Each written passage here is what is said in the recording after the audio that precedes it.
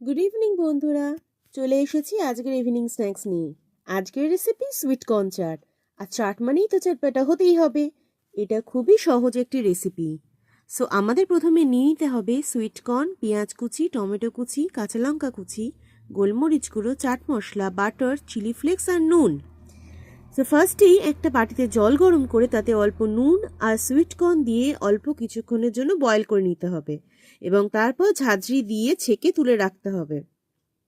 এরপর কড়াই গরম করে তাতে পরিমাণ মতো বাটার দিয়ে বয়েল সুইট কর্নটা দিয়ে একটু নাড়িয়ে চাড়িয়ে নিয়ে অল্প গোলমরিচ গুঁড়ো দিয়ে আবারও মিশিয়ে মিক্সারটা তুলে নেবে।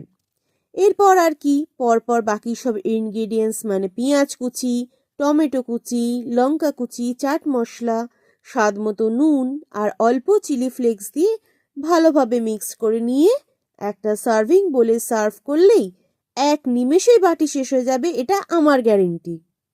আজকের এই রেসিপিটা কেমন লাগলো আমাকে কিন্তু অবশ্যই কমেন্টে জানিও। আর ভিডিওটি পছন্দ হলে একটা লাইক আর শেয়ার করে দিও। আরও নতুন নতুন রেসিপি পাওয়ার জন্য সাবস্ক্রাইব করতে ভুলো না কিন্তু। টাটা।